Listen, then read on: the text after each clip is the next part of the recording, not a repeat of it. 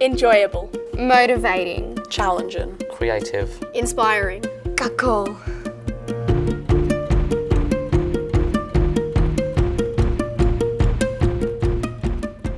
For my passion project, I wrote an analysis on the House of Habsburg. They were a European royal house that intrigued me because they dominated and shaped the world that we live in today.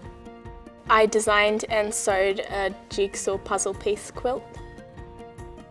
I made a coffee table out of camphor wood with a resin river in the middle. I did black and white photography of Sydney. I made a real functioning arcade machine. So I made a constructed language called Zwir. Borwal Ural Zufujo Ubozif Nadikoin. Doing a passion project is different to other schoolwork because you get to do something that you're very passionate about. You get to go home and be like, oh, for my homework, I get to do something that I love.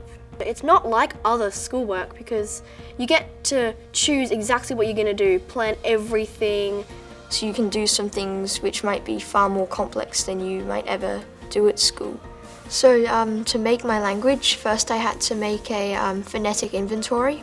And so I chose different sounds for my language and then assigned them to different letters. And then I developed certain grammatical rules which were unique to my language. The hardest thing was probably making the number system, because I had to get my brain to think in a different way that I usually do, because it's based on the number 8. The hardest thing about doing my passion project was probably the resin, because you had to measure out the hardener and the exact amount of resin and also pour the layers and get rid of all of the air bubbles that were in the resin. And the colour, you didn't even need a full drop just to get it the perfect shade of blue. Actually taking the photo, the timing and how still I have to be was definitely the most challenging.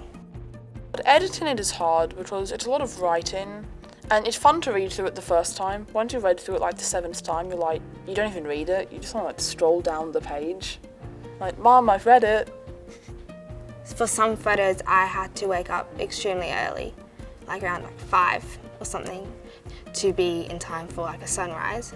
Well, the bad thing that happened was in the middle of the river, the plastic just like bent and made a massive ridge in the bottom of the river, and that was not expected. So, like, a week before it was due, I was like, no, 2 weeks ago, I was really confident, so I thought, well, I only have to write like one more paragraph, and then I'm pretty much done.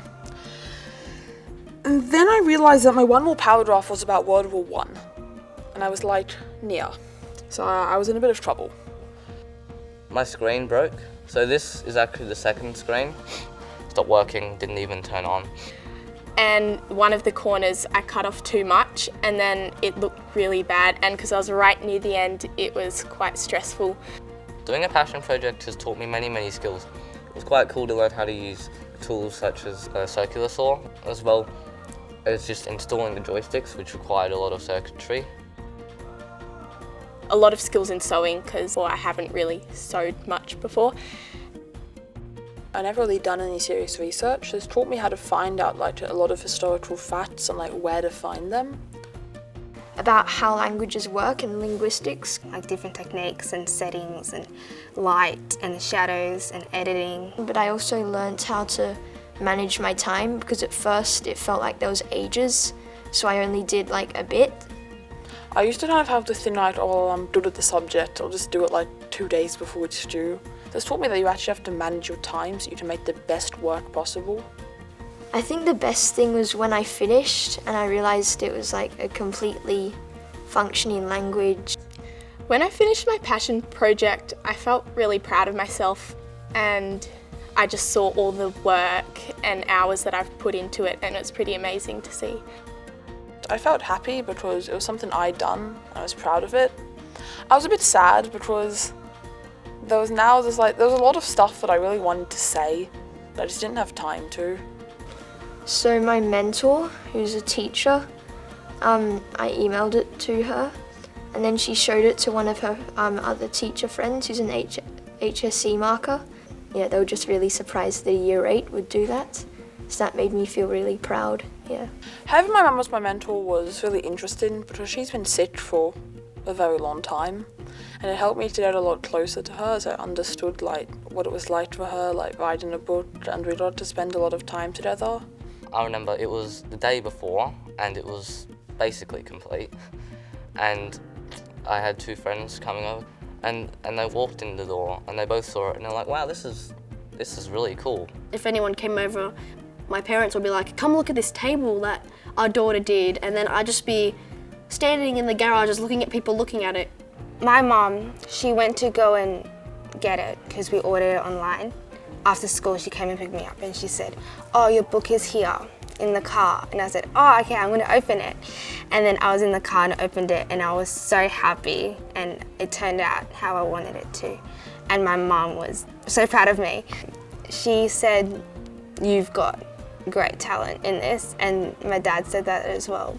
But my friends, one of my friends, she said, I wish I could take photos like you. Well, I'm very critical of myself, and this has helped me make me think I can actually do something good.